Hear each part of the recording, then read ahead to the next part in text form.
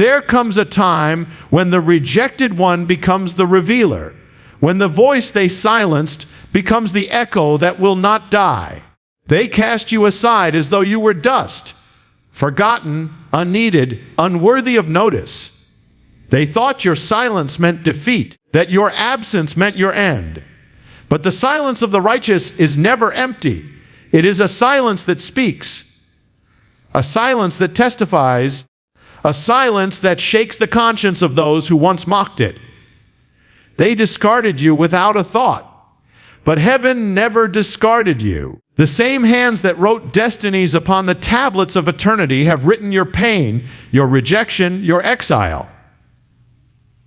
Not as an ending, but as a turning. You became the sign they did not see, the truth they could not bear. And now your silence has become their mirror. For when truth is silenced, the world does not grow quieter. It grows hollow. And in that hollow sound, their own emptiness cries back to them. The voices that rose to condemn you now tremble in the stillness you left behind, because the absence of light is not peace. It is judgment. Your silence now thunders through their nights. Every word they once used to tear you down echoes back without power. Every door they closed has become a witness against them. They thought they were burying you, but heaven was planting you. And from that soil of rejection, something eternal began to rise. Do not mourn the silence. Do not curse the distance. For the very space they created when they pushed you away has become the stage where God will show his hand. He will take the fragments they cast aside and form from them a vessel of glory. There is a law woven into the universe, that what man rejects, heaven redeems. What man despises, heaven anoints. What man silences, heaven amplifies. And so, the silence you carry is not the end of your voice. It is the beginning of their awakening. They will remember. They will see what they once refused to see. And when they do, they will know that the one they discarded without a thought was never forgotten by God. Your silence is not weakness. It is prophecy. It is consequence. And it will speak louder than 1,000 words ever could. When they discarded you, they believed they had erased you. They saw you as a chapter closed, a name forgotten, a vessel emptied of purpose. They mistook rejection for the final word. But what they could not see was that the author of destiny does not end his story where man decides to stop reading. What they called rejection, heaven called redirection. What they saw as an ending, heaven declared as a beginning. There are moments in life when doors close with a sound so final that it seems as though the very air is pulled from your lungs. Friends walk away. Voices that once spoke your name with honor now fall silent or turn to accusation. You stand in the midst of what feels like loss, confusion, even betrayal. And yet, it is there in that stillness that God begins his hidden work. He removes you from places that no longer serve your purpose. He withdraws you from people who could not see the weight of what he placed within you. The rejection of man becomes the preservation of the calling. The hands that pushed you away thought they were ridding themselves of an inconvenience. They did not realize they were pushing you into the hands of God. They saw your dismissal as an act of power. But in truth, it was heaven's design to move you from the noise of the crowd into the silence, where his voice can be heard. There are places God cannot speak because too many voices compete with his. There are relationships he must remove you from because their presence would drown out his instruction. So what they called loss, God calls preparation. The wilderness has always been the birthplace of revelation. Joseph was cast into a pit, yet that pit became the passage to the palace. Moses was driven from Egypt, yet the desert became the place where he saw the burning bush. David was hunted into the caves, yet it was in those caves he learned to sing the psalms of deliverance. Every rejection in the story of God becomes a redirection toward destiny. The valley they pushed you into is the ground from which your purpose will rise. There is a sacred truth that heaven hides within the pain of rejection, that no one can remove what God has appointed. When they reject you, they do not cancel your calling, they confirm it. When they dismiss you, they do not end your mission, they launch it. For often, it is only through rejection that we learn dependence, not on the voices of men, but on the voice of God. The stone that the builders rejected becomes the cornerstone, and so it has been since the beginning. You were not discarded, you were delivered. Delivered from distraction, from deception, from the false acceptance that would have kept you small. God allowed their rejection to free you from needing their approval, because what He intends to do through you cannot be built on the fragile foundation of human validation. The destiny written over your life is too weighty to rest on the opinions of men. In time, those who dismissed you will look again. They will see the fruit of what they once despised. They will realize that the one they thought was finished was only just beginning. And you will understand that every no they spoke was an echo of a greater yes from heaven. You will see that rejection was never your ruin, it was your release. So do not mourn what left you.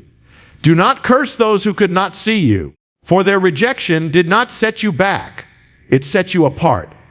And in the quiet chambers of that divine separation, the hand of God is writing a story greater than any you could have imagined. What they discarded, heaven has redeemed. What they rejected, heaven has chosen. What they forgot, heaven remembers still. There is a silence that is not born of weakness, but of power. A silence that does not come from defeat, but from divine restraint. When your words are no longer welcomed, when your truth is twisted, when your presence is misunderstood, the Spirit of God often leads you into silence. It is not the silence of surrender, it is the silence of sovereignty. For even in stillness, heaven speaks. When they silenced your voice, they thought they had ended your influence. They believed that by cutting you off, they had ended your story. But what they could not understand is that truth cannot be killed. It can only be hidden for a time, waiting for the appointed moment to rise again. The silence of the righteous is not the absence of a voice. It is the presence of a deeper sound, one that the world cannot interpret. There are moments when God commands His people to be silent, not because they have nothing to say, but because He is about to say something through their stillness. When Jesus stood before Pilate, accused and mocked, He did not defend Himself. His silence was not weakness. It was prophecy. It declared that truth needs no defense when it stands in the presence of falsehood. The same silence that the world mistook for defeat became the very proof of His divine authority. So it is with you. There comes a time when the wisest thing you can do is cease from explaining yourself. You stop trying to convince those who are determined not to understand. You withdraw your words, not out of bitterness, but because you have learned that truth revealed before its time becomes wasted seed. You let your silence speak, and it will speak louder than any argument ever could. Your silence becomes a mirror, reflecting back to those who once judged you the emptiness of their own hearts. For when the light of truth is withdrawn, what remains is shadow, and it is in that shadow that conviction begins to stir. The ones who mocked you will find themselves haunted by the quiet they created. They will remember your words when you are no longer there to speak them. They will hear your voice in the echo of their own conscience. That is the power of silence. It speaks in ways no human tongue can. In the world's economy, noise is power. The loudest voice is often mistaken for the truest. But in heaven's economy, silence is the sanctuary of strength. It is in silence that the Lord moves most mightily. Elijah sought the voice of God in the wind, in the earthquake, in the fire. But the voice was found in a still small whisper. That whisper carried more authority than the storm itself. So do not despise the seasons where you are silenced. Do not see them as punishment, but as preparation. The silence is God's way of refining your soul, purging it of the need to be heard, teaching you to trust Him, even when you cannot speak. It is in those quiet places that your spirit learns to listen more than it speaks. And what you hear there, what heaven reveals in that stillness, will one day thunder across the earth when the time is right. Those who once silenced you will come to realize that they were never in control of your story. Your silence will become their teacher. They will see that while they spoke in haste, you waited in faith. While they shouted in pride, you stood in peace. And in that divine contrast, the truth will shine brighter than before. They may have forgotten you, but heaven never did. When they walked away, heaven stayed. When they erased your name from their circle, heaven inscribed it deeper into its book. For every act of rejection on earth, there is a record in heaven's courts. The tears they never saw, heaven counted. The words they twisted, heaven weighed. The pain they ignored, heaven remembered. Nothing escapes the eyes of the one who writes every story in eternal ink. There are times when you look around and see how easily people forget. The same ones who once celebrated, you can suddenly act as though you never existed. They move on without thought, without gratitude, without remorse. And it stings, not just because of their absence, but because of how small your presence must have meant to them.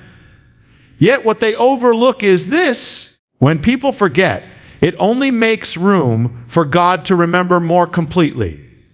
Their forgetting is not a loss to you. It is an opportunity for heaven to honor you in ways they never could. In Scripture, there are countless stories of those forgotten by man, but remembered by God. Joseph was left in a prison cell by those he helped. Years passed, and no one spoke his name. Yet in heaven, his name was being prepared for a throne. Hannah wept at the temple while others mocked her, but heaven heard every sob. Mordecai's good deed was forgotten by the king for a season, but one sleepless night brought it all back to remembrance, and his honor was restored. Every moment of human neglect was matched by divine remembrance.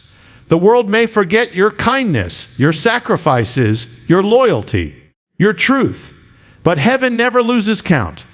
The unseen moments, the silent prayers, the quiet endurance, they are all written in a book that cannot be erased.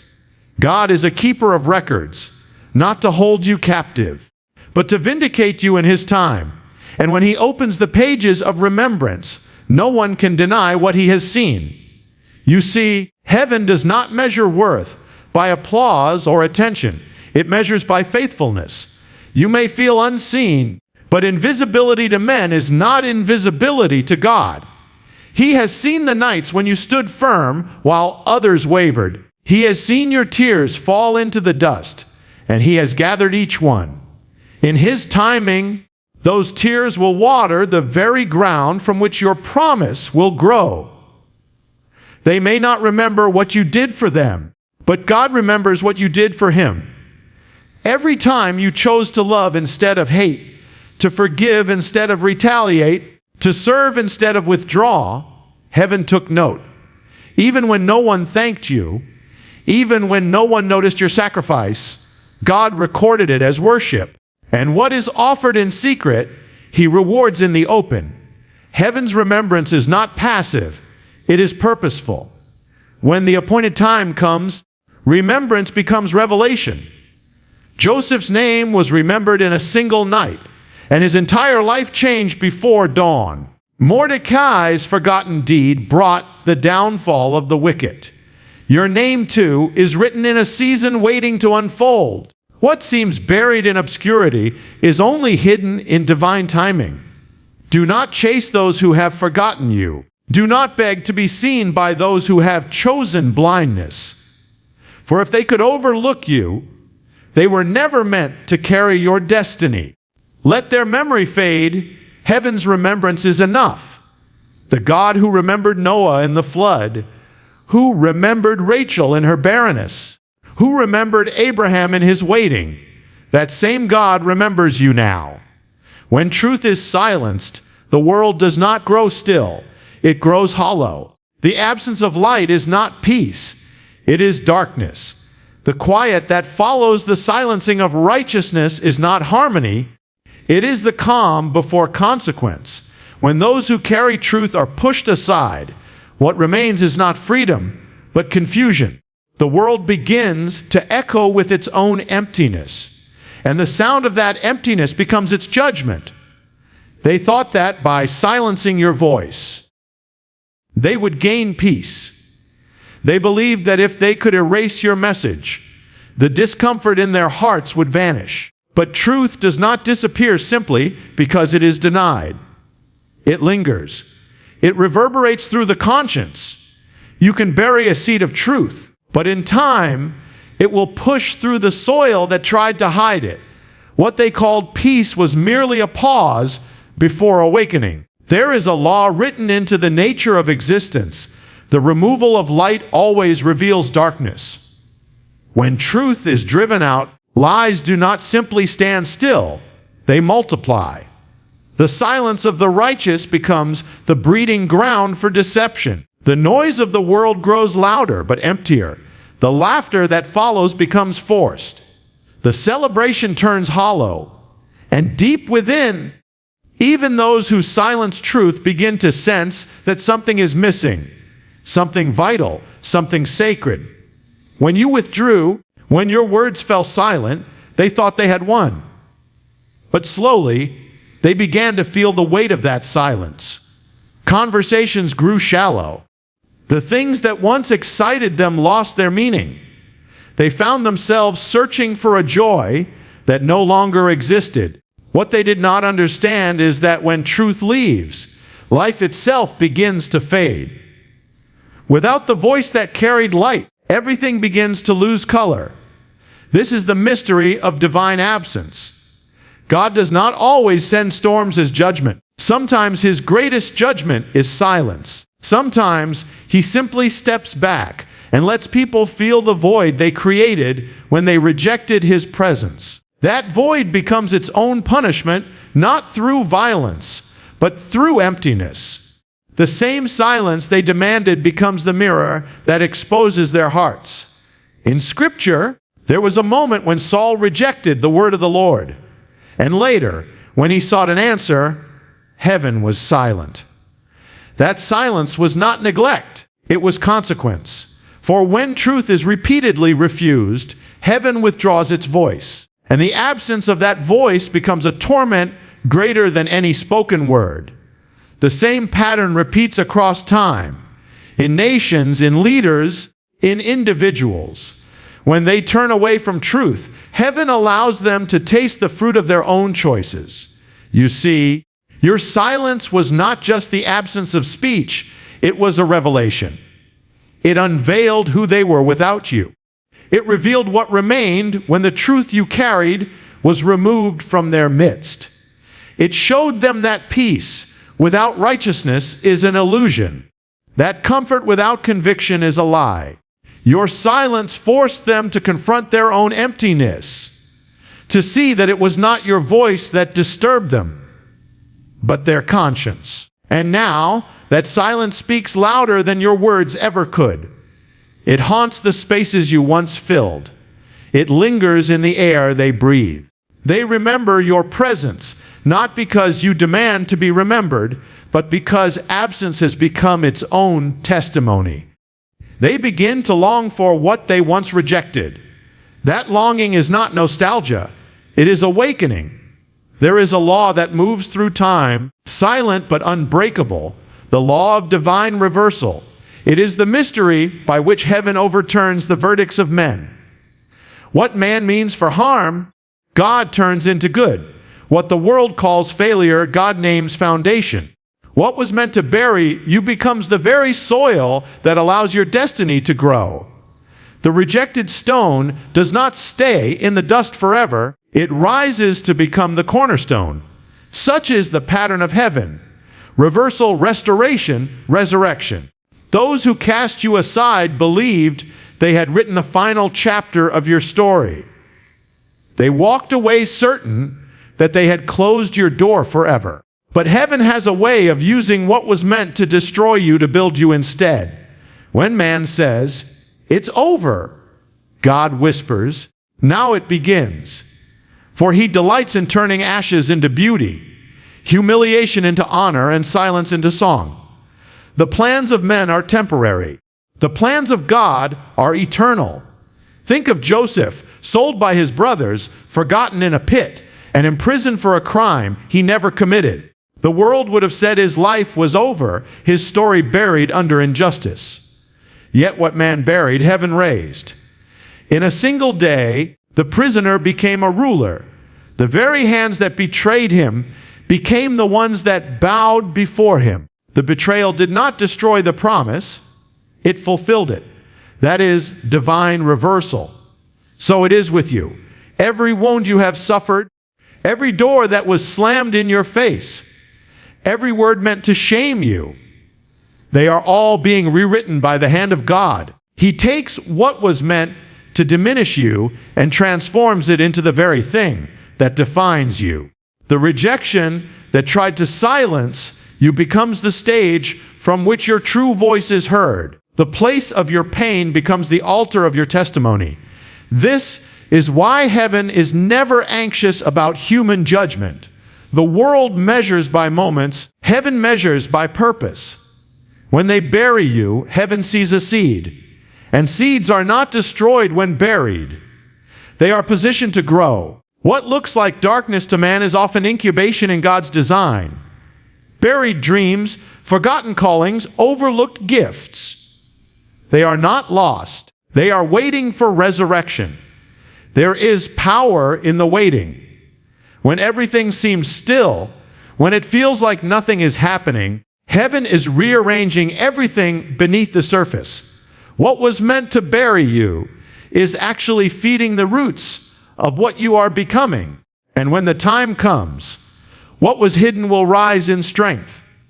The very people who said, "You were finished," will witness your restoration, and they will know it was not by your power, but by God's. The law of divine reversal also exposes the folly of pride. Those who exalt themselves fall, and those who humble themselves rise. The ones who mocked you will one day see that the favor of heaven was with you all along. God will not allow mockery to have the final word. He will let time reveal what truth already knows, that his hand was upon you even in the shadow. When your season of rising comes, remember this: you were not lifted to prove them wrong, but to prove God right. Your vindication is not about revenge. It is about revelation. The revelation of a God who redeems every wrong turn, who wastes no pain, and who turns every curse into a crown. Endurance is not simply surviving the storm. It is standing in it until heaven speaks. It is the quiet strength that refuses to bow when the world mocks your faith. It is the unseen victory that happens not in public applause, but in private surrender. The world sees endurance as delay, but heaven sees it as prophecy in motion. Every moment you remain faithful while others fall away, every tear you refuse to waste in bitterness, every step you take though the path is unseen, it all becomes a declaration that God is not finished yet. They thought your silence meant surrender, but heaven saw it as seed time. For in every season of endurance, God plants something eternal. The longer the waiting, the deeper the roots. And though you may not see it now, what you have endured is becoming the very foundation of your destiny. The waiting does not weaken you. It strengthens what cannot be shaken. The ones who rushed ahead may appear to prosper for a moment, but their victories are built on sand. Yours is being built on stone. Endurance transforms pain into prophecy. It turns your suffering into a message heaven will use to awaken others. Those who once mocked your persistence will one day see that it was never in vain.